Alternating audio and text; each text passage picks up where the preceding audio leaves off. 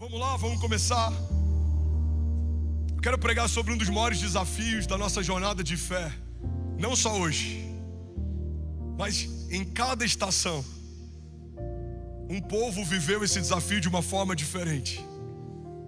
Se manter firme em meio a um mundo inconstante. Se manter firmado mesmo quando tudo ao nosso redor é variável. Se manter ancorado mesmo quando tudo que a gente conhece é volúvel. Esse talvez seja um dos maiores desafios da fé. E é sobre isso que eu quero pregar nessa noite. Como permanecer firme em meio ao mundo inconstante. Alguém está comigo? Diga amém. A gente vive a maior crise de ansiedade que a história já viu. Nunca tantas pessoas ao longo da história enfrentaram desafios emocionais na proporção que a gente enfrenta hoje. A gente poderia falar sobre vários motivadores. A gente é afetado através das telas, das crises, da velocidade das coisas. A gente é afetado pela fragilidade das relações. A gente é afetado pela fragilidade das alianças. Tem um sociólogo, Zygmunt Bauman, que ele diz que vivemos a geração em que tudo que era estável e sólido se tornou liquefeito. Relações que duravam para sempre agora duram anos. Alianças que duravam para sempre agora duram estações, duram temporadas. Mas no meio de um mundo em que tudo é volúvel, é incerto, aonde a igreja está? Como nós nos portamos? Como permanecemos firmados mesmo que tudo ao nosso redor esteja desmoronando? Como permanecemos ancorados com a nossa esperança em um lugar seguro mesmo quando tudo ao nosso redor está desmoronando, está alterando tão rápido? É sobre isso que eu quero falar nessa noite. Eu creio que Deus vai nos levar para um lugar de quebrantamento e temor, que vai gerar salvação na vida de alguém. Algo vai ser transformado nessa noite. Alguém concorda? Diga amém. O primeiro princípio que eu quero compartilhar, irmão, é que a travessia não tolera uma fé seletiva. Olha para mim. A gente olha para a história do povo saindo do Egito e indo para Canaã, saindo de um cativeiro e indo para uma terra prometida. Isso não é uma alegoria, isso é real. Isso não é uma fantasia, isso é histórico. Mas essa história, ela também tipifica a minha história e a sua.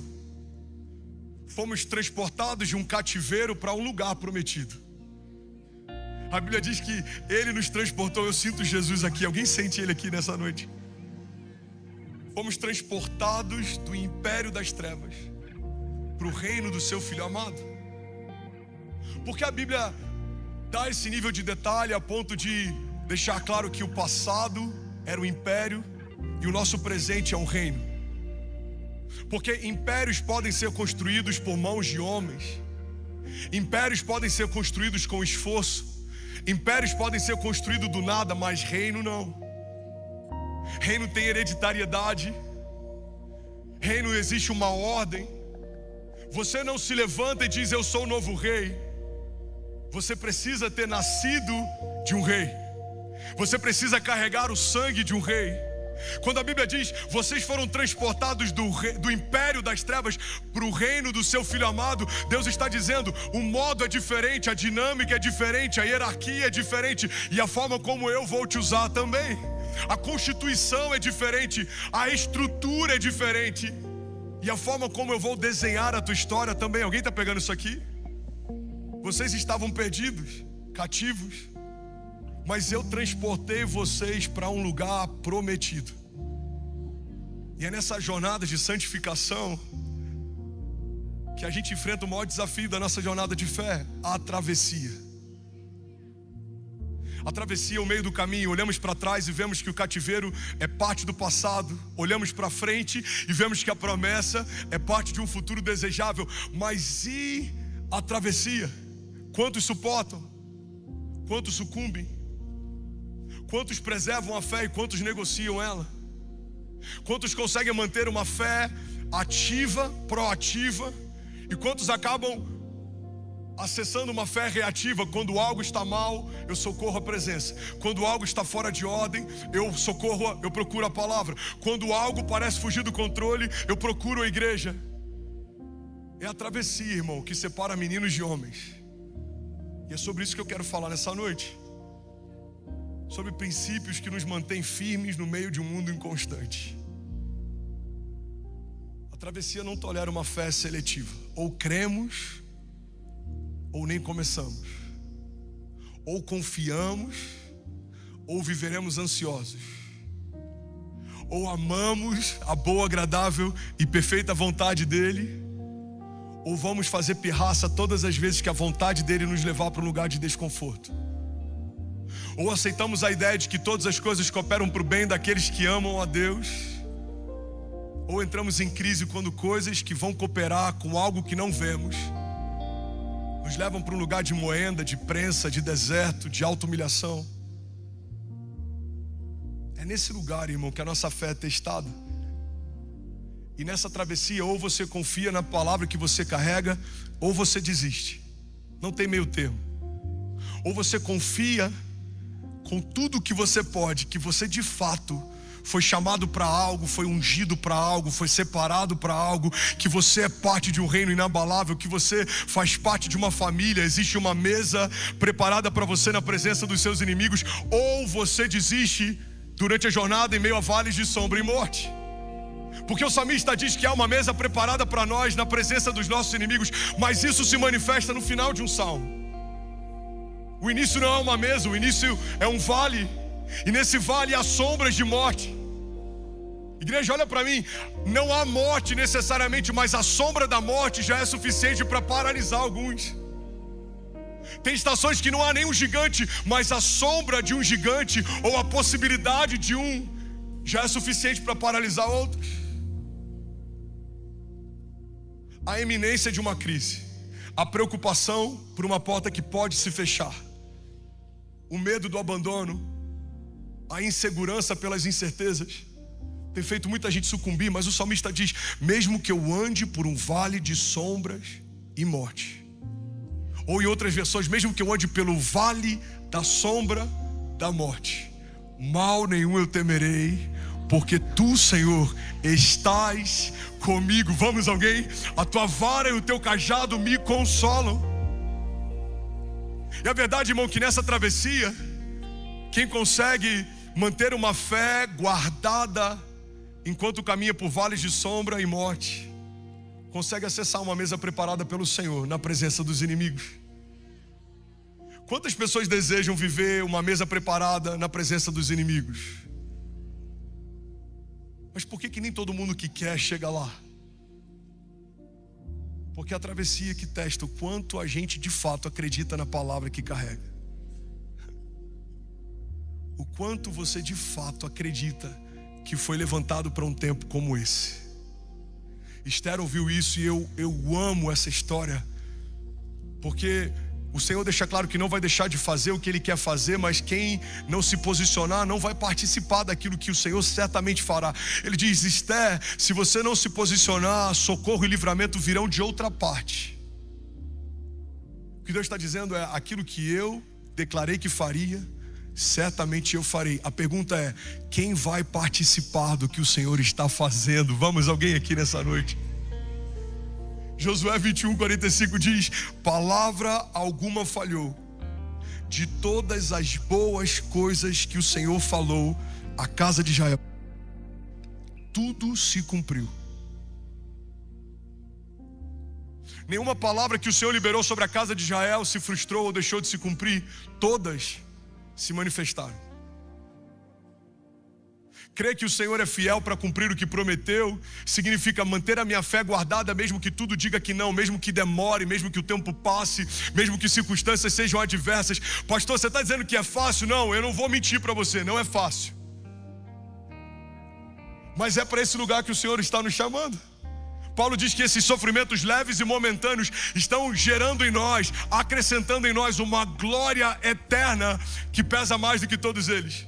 O problema é que o sofrimento leve e momentâneo, eu percebo, ele é palpável, eu vivo, ele é real.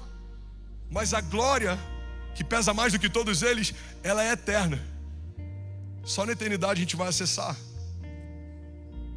Então suportar o sofrimento leve ou momentâneo exige de nós um pré-requisito: você precisa crer na eternidade. Olha para mim. Como eu vou crer numa recompensa num tempo futuro se eu tenho dúvidas se de fato a eternidade é real? Fala para quem está do seu lado: a eternidade é real. Esse foi o desafio de Estevão, primeiro mártir da igreja. A glória de Deus estava sobre a face dele, e enquanto era apedrejado, Deus se revelava e se manifestava. Como alguém faz o que Estevão fez, crendo que há uma eternidade? Ela é real. Ele está próximo. O meu Salvador está próximo. Como se manter firme, pastor, em meio a tantas inconstâncias? Trazendo à memória o que dá esperança, lembrando que há uma agenda maior. Eu preguei sobre isso esses dias. Eu falei sobre a promessa que lida com a oposição. E a gente falou sobre uma agenda maior. Para nós, sofrimento é sofrimento. Para Deus, sofrimento é reposicionamento. José foi reposicionado profeticamente quando um poço empurrou ele para o seu destino de governo. Davi foi reposicionado profeticamente quando um deserto fez ele forjar um exército. Um menino ungido liderava ovelhas, mas a partir de uma perseguição precisou liderar homens. Alguém está pegando isso aqui? Olha o nível de cuidado de Deus. Alguém está recebendo algo aqui? Davi é ungido para acessar o palácio, mas antes de acessar como rei, acessou como servo. Saul requisitava Davi para acalmá-lo com a harpa. O que Deus está fazendo? Através dessa incursão de Davi no palácio, Deus está ambientando um menino que será um rei. Veja, filho, perceba como um rei se veste, como se porta, como responde, como ordena, como governa. Para quê? Para que no dia que eu te levar para esse lugar, você não seja pego de surpresa. Você sabe como é estar nesse lugar. Eu já te levei lá. Alguém está pegando isso aqui? A Bíblia diz que Davi não foi nem cogitado pelo pai para ser ungido naquele dia, mas o céu mandou chamar. E quando o céu manda chamar, a unção é derramada sobre a cabeça de Davi. Quem é Davi até aquele momento? Um menino ungido rei, mas ainda é menino. Um pastor de ovelhas ungido rei, mas ainda é alguém que só lidera ovelhas. O que Deus está fazendo quando permite a perseguição de Saul? Deus está forjando uma liderança inabalável em Davi. Davi, você lidera animais, mas é fácil liderar ovelhas porque elas ouvem a voz do pastor e seguem. Mas agora, Davi, você vai ter que liderar homens loucos e torná-los valentes. E quando você pegar homens que são completamente desprezados, desprezíveis, e forjá-los em um exército, você vai começar a entender o lugar que eu vou te levar. Como um menino que só liderava animais lideraria o reinado. Ele precisa de experiência. Como Deus forja experiência em homens comuns? Através do nosso dia mal, da travessia. Olhamos para a história de Davi e percebemos que o desconforto é uma agenda maior de Deus. Não é punição, não é abandono, não é ausência de cuidado, é reposicionamento. Deus está reposicionando profeticamente a quem ama. Deus está empurrando para o destino profético alguém que carrega uma palavra maior do que o lugar que está. Alguém está pegando isso aqui? Diga amém. Aleluia. Sabe, constância é sobre permanecer debaixo de uma palavra. José foi testado sobre o quanto cria que de fato a palavra que carregava era real. Davi foi pressionado sobre o quanto cria que de fato a unção que ele carregava era legítima. Porque o profeta faz algo que seria até tido como antiético se não fosse uma direção de Deus. Ele quebra protocolos, ele faz algo estranho. Enquanto há um rei assentado no trono, ele libera uma unção sobre o novo rei que vai governar. Como alguém pode ungir alguém para uma posição que já está ocupada? É porque o céu vê diferente de como a gente vê. A terra olhava para o trono e via Saul sentado sobre ele. O céu olhava para o trono e já via um trono esvaziado. Deus feriu o seu próprio caráter, quebrou princípios, se rebelou. Como ungir alguém para um lugar que já estava ocupado? Não. Antes Deus destituiu e em seguida Deus posicionou. Saul fez o que não foi ungido para fazer, e a unção que tinha foi retirada. A Bíblia diz que quando ele oferece sacrifícios como se fosse um sacerdote, o profeta chega em seguida e fala: Saul, se você não tivesse feito isso, o teu reinado duraria para sempre, mas por que você fez, o Senhor o rejeitou e já está levantando alguém segundo o seu coração. Igreja, alguém está pegando isso aqui? Diga amém. 2 Coríntios 20, 22 diz: pois quantas forem as promessas feitas por Deus, tantas tem em Cristo sim. Por isso, por meio dele, o amém é pronunciado por nós para a glória de Deus. Ora, é Deus quem faz que nós e vocês permaneçamos firmes em Cristo. Ele nos ungiu, nos selou como a sua propriedade e pôs o seu Espírito em nossos corações como garantia do que está por vir. Alguém pode dizer glória a Deus por isso? Celeiro, pega isso aqui em nome de Jesus. A estabilidade não é sustentada por motivação, mas por revelação. Deixa isso aqui gerar algo dentro de você. Porque muitos de nós estão ansiosos, porque os nossos púlpitos muitas vezes são motivacionais, mas não trazem uma revelação da nossa nova identidade em Cristo. 1 Pedro 2,9 diz que somos reis e sacerdotes. Produção, me ajuda com as crianças correndo. Essa palavra de hoje eu preciso de máxima reverência, por favor. Somos reis e sacerdotes. O que faz você ter firmeza no teu dia mal não é o quão motivado você está, mas é o quanto de revelação você carrega. Eu sei quem eu sou, eu sei o que eu ouvi, e eu sei quem me prometeu. Aquele que prometeu não fale nenhuma das promessas que fez à casa de Israel. Aquele que prometeu levantou homens improváveis e continua fazendo. Aquele que prometeu pegou um ventre estéril e fez esse ventre gerar João Batista, a voz que clama no deserto. Pegou um ventre virgem e nesse ventre virgem ele imaculado, ele colocou uma semente incorruptível, gerou Jesus. Ele não depende de um ambiente propício. A medicina diz: esse ventre não pode gerar. Jesus está dizendo: já está gerando. Pelo Espírito, coisas impossíveis se tornam inevitáveis. Vamos a alguém aqui? Aleluia! A sua estabilidade não é mantida por motivação, mas por revelação. Não tem nada pior do que um tolo motivado.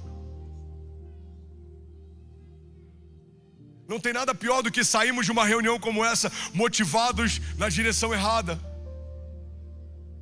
Não é só sobre motivação, é sobre revelação. Porque antes de correr eu preciso saber para onde corro. Antes de construir eu preciso saber o que estou construindo. Antes de fazer eu preciso saber para quem estou fazendo. Correr na direção errada me faz chegar mais rápido em lugar nenhum. Agora a revelação, quem eu sou, o que eu carrego, para que eu fui formado, qual é o tipo de unção que eu recebi, qual é a agenda de Deus para mim. Irmão, olha para mim, você está recebendo algo aqui nessa noite? A Bíblia diz que Jesus foi construtor. Alguns vão dizer que carpinteiro, outros vão dizer que ele era pedreiro. Quando você vai para o original, dá margem para outros entendimentos. Mas imagina, na construção ou na marcenaria, ele lidava todos os dias com os mesmos elementos que o crucificariam no futuro. Jesus trabalhava com martelo, com pregos e madeira.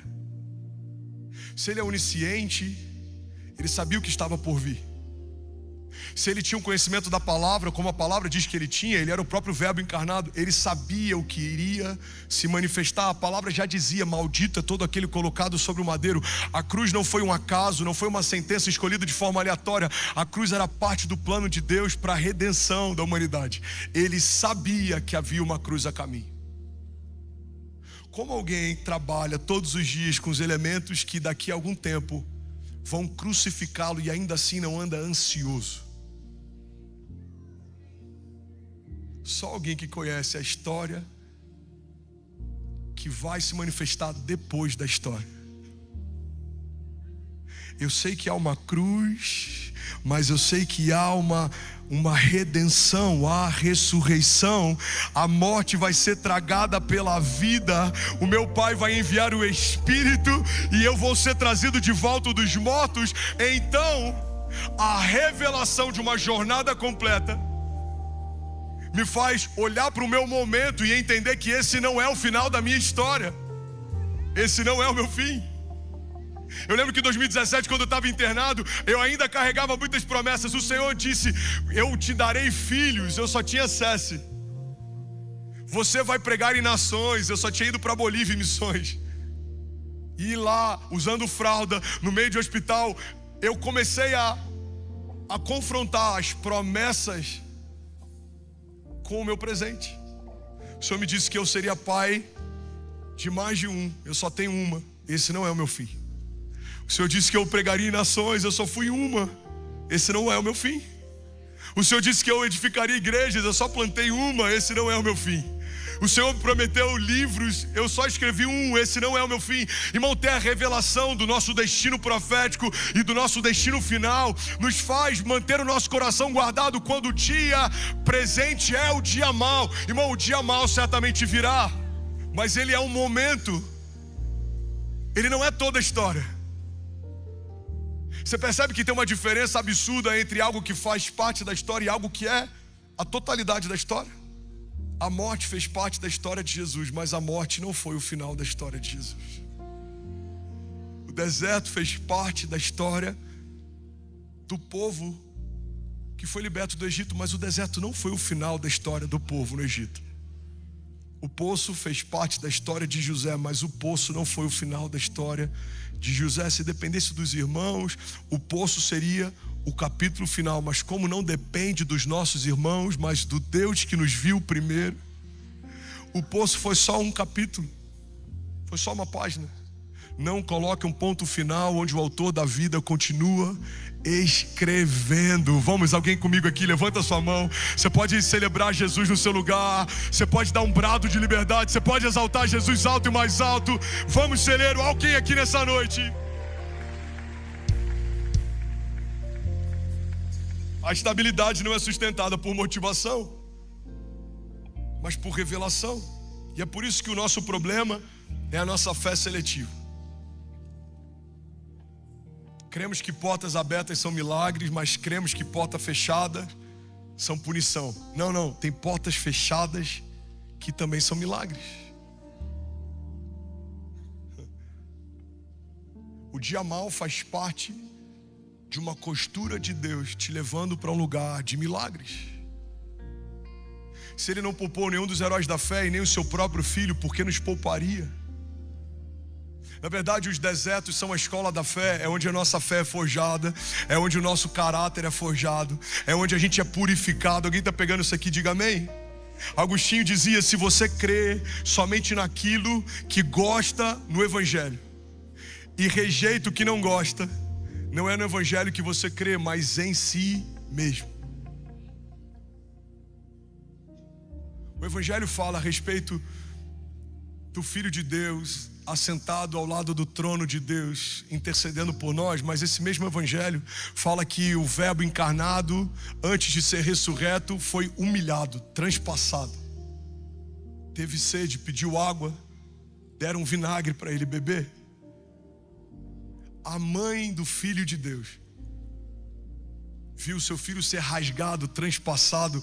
Os seus discípulos o abandonaram. Aquele que dizia nunca traí-lo, o negou por 3 vezes. Irmão,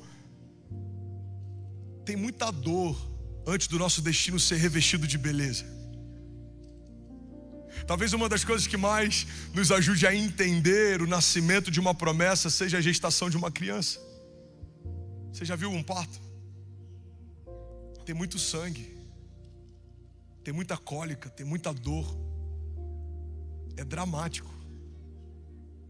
Uma mulher geme e sente dores de parto para que a vida possa se manifestar. E assim são as suas promessas. Bebês não chegam de cegonha, igreja. São gerados no ventre, tem enjoo, tem batalhas, tem desafios. Uma mulher é sugada para que os seus nutrientes possam nutrir uma vida que está sendo gerada além de si. Assim são as nossas promessas. Precisamos de uma fé que sustenta as promessas. Precisamos nutrir as promessas. Precisamos nos lembrar das promessas. Precisamos proteger as promessas. Porque certamente, se não sentimos a dor do parto, sentiremos a dor de um aborto. Irmão, guarda isso aqui. Não há sentido em abortar uma promessa porque você quer se livrar da dor do processo. A dor do aborto dói igual ou pior. Porque a dor do parto gera vida, há uma recompensa, há uma herança, há crianças correndo na casa, há um filho que você vai ter orgulho, existe uma flecha na tua aljava, há alguém sendo liberado com destino, há continuidade, aleluia! Mas o aborto não, há só a memória, algo que poderia ter acontecido, mas não aconteceu. Algo que eu poderia ter nutrido, mas preferi abrir mão. Assim são as promessas abandonadas no meio da travessia. Sabe, a fé tem duas partes. A primeira parte é a convicção de que Deus existe. A segunda parte é a confiança na sua natureza. A primeira parte é tão frágil que ela não nos diferencia, por exemplo, de Satanás e seus demônios. Eles têm esse mesmo nível de fé. Eles creem que Deus é real. Eles sabem que Ele é real. O que nos diferencia de Satanás e seus demônios? Olha para mim. É porque cremos na natureza de Deus. Você crê que Deus existe? Creio. Parabéns. Você compõe talvez 70% de toda a população da terra hoje. Você confia na natureza de Deus. É isso que separa meninos de homens. Eu creio que Deus existe e eu confio na natureza de Deus. Então aperte os cintos e seja bem-vindo à jornada. Você vai ser testado, esmagado, pressionado, coagido, mas em todas essas coisas somos mais do que vencedores por meio daquele que nos amou. Aleluia. Vamos, se for para ele, você pode fazer melhor. Aleluia. A firmeza, irmão, começa na revelação de quem Jesus é. Mateus 7:24 diz: todo aquele, pois, que escuta essas minhas palavras e as pratica é semelhante a um homem prudente que edificou a sua casa sobre a rocha. Leonard Ravenhill, que é o autor do livro Porque Tarda o Pleno Avivamento, dizia: homens não falham por falta de poder, mas por falta de profundidade. A igreja brasileira não é uma igreja esvaziada de poder. Amamos a manifestação dos dons, mas que muitas vezes nos deixa inseguros, frágeis, é a falta de profundidade. A maturidade faz a gente aprender, irmão, que cair no Espírito é fácil. Difícil é andar no Espírito. Falar em línguas, e eu boto com muito zelo entre aspas, é fácil. Mas entender o que Deus fala,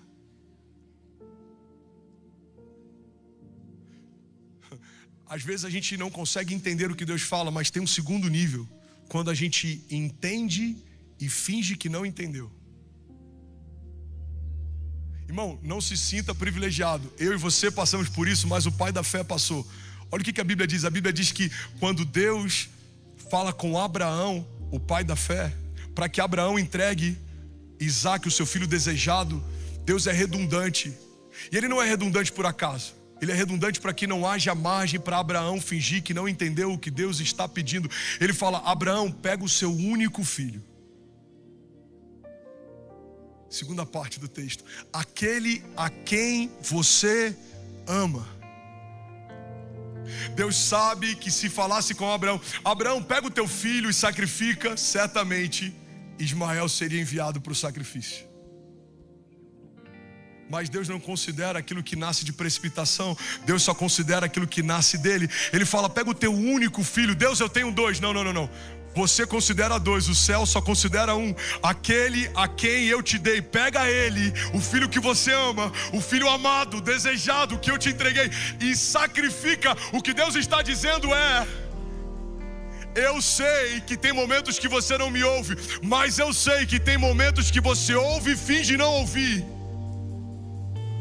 Quantas vezes, irmão, a gente teve uma impressão no espírito: não é para fazer, não é para entrar, e a gente finge não ouvir porque a gente queria muito. Quantas vezes a Kézia lá em casa foi a voz do Espírito Santo e eu fingi não perceber que Deus estava usando ela porque eu queria muito. Amor, não faz. Amor, não confia. Amor, não se abre. Amor, não sinto paz. Não, amor, isso é coisa da sua cabeça. Isso é insegurança. Se eu pudesse voltar no tempo, eu diria: André, ouve a voz do Espírito através do tom de voz da tua esposa. Ela está falando o que Deus quer falar. Não faça, não entre, não confie, não abra, não dê acesso. Bill Johnson diz que o nosso problema com a fé não é a nossa incapacidade em ouvir a voz de Deus, mas é a nossa disponibilidade em ouvir todas as outras vozes. Charles Spurgeon dizia: uma fé que não pode ser testada não pode ser confiável. Porque a nossa jornada, ela é marcada por tantos momentos incertos. Olha para mim, pega esse nome de Jesus, isso vai ser bálsamo para você. Segundo a OMS, até 2030, daqui a 4 anos, a cada 10 pessoas na Terra, 7 vão estar enfrentando algum desafio ou disfunção emocional. É muito provável que a cada 10 pessoas que me ouvem agora nesse auditório, pelo menos umas 5 ou 6 já estejam enfrentando algum desafio emocional.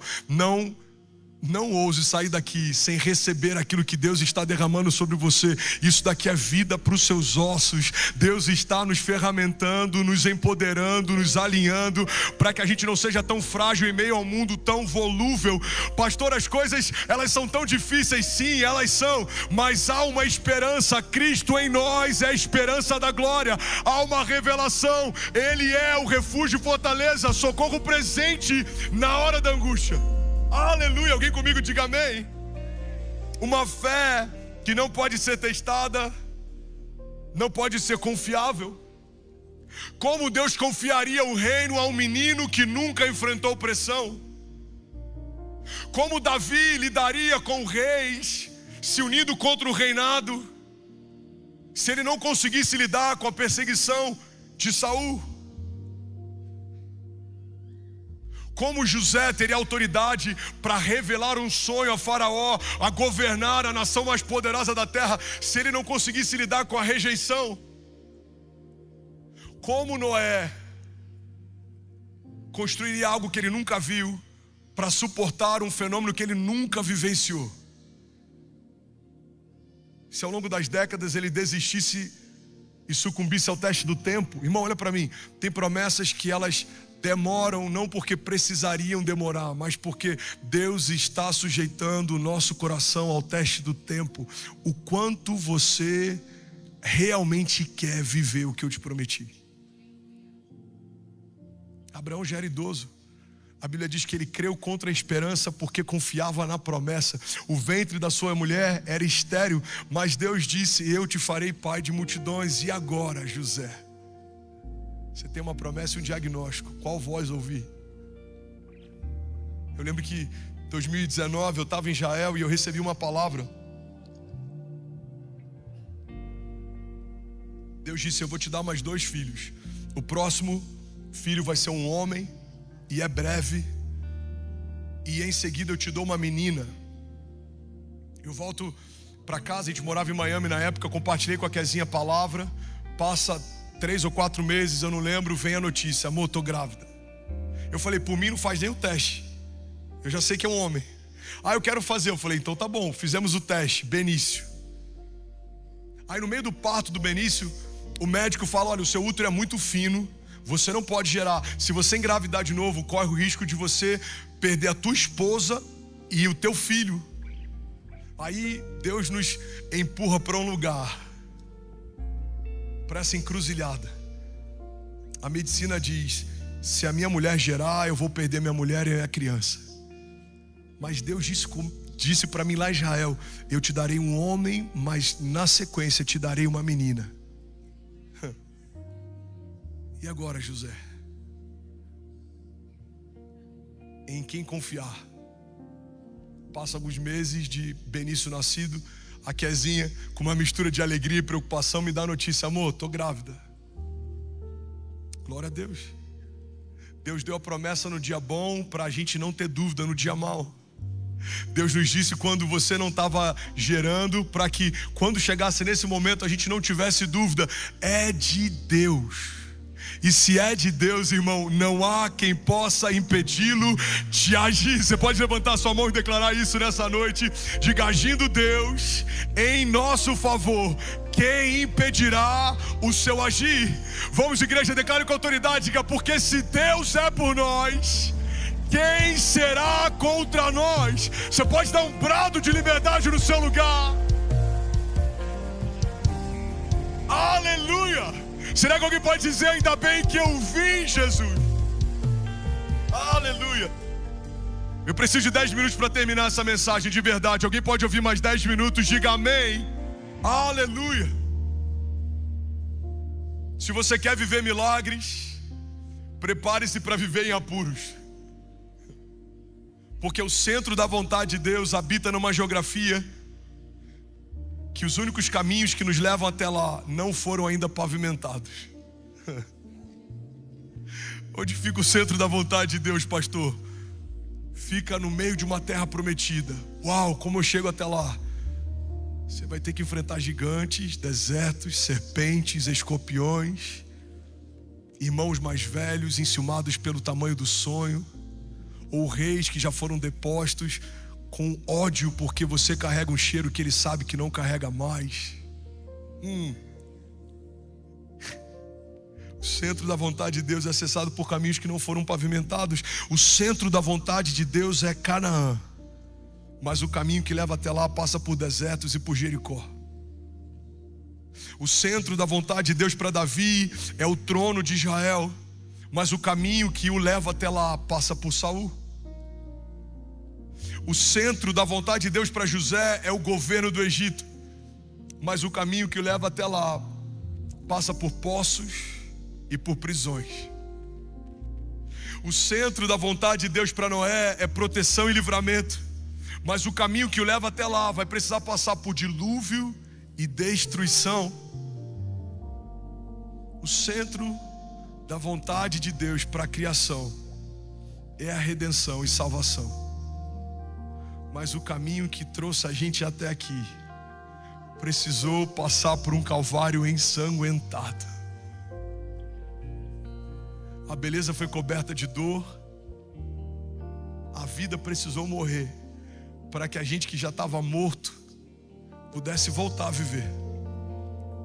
Sabe, o final daquilo que Deus tem para nós é maravilhoso, é belo, é bonito, é glorioso, é cheiroso, é florido, mas o caminho que leva para lá muitas vezes é sangrento. Você está comigo? A Bíblia diz que quando Davi deseja trazer a presença de Deus para a cidade, ele faz a coisa certa do jeito errado. Coloca a Arca da Aliança em carros de bois, ao invés de levar no ombro de sacerdotes. Essa história você já sabe. O carro paralisa, os bois tropeçam, Uzá tenta pegar a Arca da Aliança e ele é fulminado. Davi, sem saber ao certo o que fazer, manda a arca então ser armazenada na casa de Obed-Edom. E 3 meses depois a notícia que chega para ele é: rei, desde que a Arca da Aliança foi para a casa de Obed-Edom, tudo que ele faz prospera. Então Davi faz agora a coisa certa do jeito certo. Mas ele não só faz do modo operante certo, ele se redime pelo que fez de errado. Alguém está pegando isso aqui? Ele sacrifica. E a cada tantos passos ele faz um altar e ele sacrifica, e ele sacrifica, e ele sacrifica. Irmão, deixa eu te levar para um lugar. Naquela época não tinha drone, mas vamos imaginar a visão do terceiro céu, da sala do trono. Deus vendo um caminho da casa de Obed-Edom até a cidade de Davi, e havia sangue por todo o caminho, todo o trajeto. Não havia flores, não havia beleza, mas havia sangue. Um caminho de sangue trouxe a presença de volta para casa. Você percebe que há um simbolismo do que Jesus faria em todo o Antigo Testamento? Um caminho de sangue nos trouxe de volta para casa. O que recebemos como herança? Salvação. Mas o caminho que nos trouxe até aqui foi um caminho marcado por sangue, e não é um sangue de qualquer um. Só para te trazer um nível de consciência. Tem alguém que é pai aqui? Levanta a mão. Ok. Você ama o seu filho? Você daria talvez a tua vida por ele se fosse preciso? De verdade? Agora, você daria o teu filho para salvar alguém? Foi isso que ele fez. O preço da redenção não foi o preço de sangue. O preço da redenção foi o preço de filho. Deus pagou o preço do seu único filho para nos trazer de volta para casa. E é por isso que eu não acredito, fundamentalmente, que Jesus morreu para a gente se tornar evangélico, ou para a gente ouvir 40 minutos de uma mensagem no domingo e já ficar preocupado se está acabando, porque eu quero pegar o final do Fantástico. Ou para a gente não congregar porque o Kids não está pronto e eu vou voltar quando ele estiver pronto. Ou para a gente escolher a igreja pela estrutura, ou pela quantidade de vagas no estacionamento, ou pelo conforto das cadeiras. Não. Isso é o que a igreja moderna se tornou para alguns, mas não é sobre isso. O Filho de Deus sangrou no madeiro para a gente poder voltar para casa. E o que é voltar para casa? Não é sobre uma igreja evangélica, não é sobre um auditório construído por homens, é sobre a presença viva, a manifestação da glória, a revelação da identidade, é sobre a filiação. Não mais escravos, agora filhos. Fomos transportados do império das trevas para o reino do seu Filho amado. Onde está a morte, a sua vitória? Onde está a morte, o seu aguilhão? A morte foi vencida pela vida. Cristo ressuscitou. Aleluia. Aleluia. Exalte a Ele, exalte a Ele. Vamos, você pode mais. Ele é digno. Ele é digno. Aleluia. Chega. Aleluia. A gente quer viver os sonhos de Deus, mas pouca gente sabe o que isso significa. Viver os sonhos de Deus significa ser lançado em estações em que só Deus vai poder sustentar você. Pastor, isso é maravilhoso. É maravilhoso, mas vamos traduzir. Estar em um lugar que só Deus pode sustentar é estar como aquela viúva que só tinha um punhado de farinha, um pouco de azeite, e fez a última refeição para o profeta, sabendo que morreria de fome com o seu filho. Isso é estar num lugar em que só Deus pode sustentar você.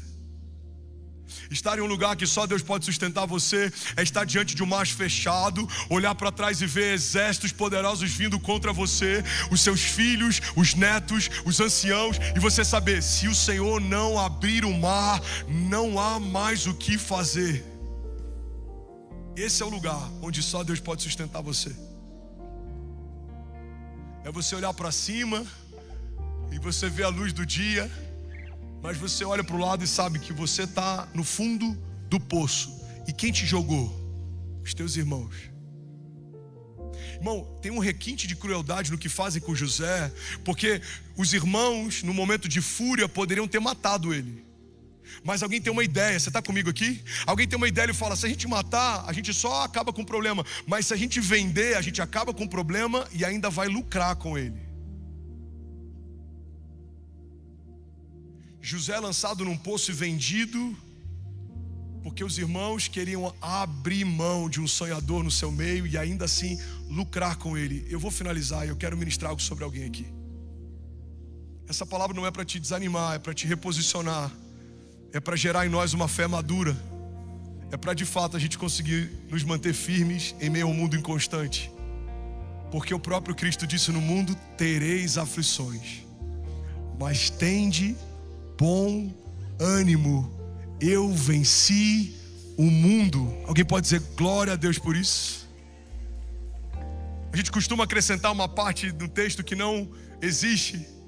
Tende bom ânimo, eu venci o mundo e vocês vão vencer também. Mas não é isso que ele disse. Porque se ele dissesse isso, ele está dizendo que tem uma continuidade ou uma participação nossa. Vem um ponto final. Ele fala: no mundo tereis aflições, mas tem de bom ânimo, eu venci o mundo. Ponto final. Pastor, eu não entendi ainda, eu vou te explicar. A nossa vitória não vai acontecer, igreja. A nossa vitória já aconteceu. Vamos, alguém comigo? Ele venceu a morte. Aleluia. Vamos cantar isso, Sam. Sobe aqui, por favor. E ele venceu a morte. O que vai acontecer em 2026, pastor? Eu não sei, mas eu sei o que aconteceu há 2026 anos atrás. O rei venceu a morte e ele triunfou em glória, e ele está sentado à direita do Pai e ele intercede por nós. Alguém pode dar um brado de liberdade nesse lugar? Aleluia!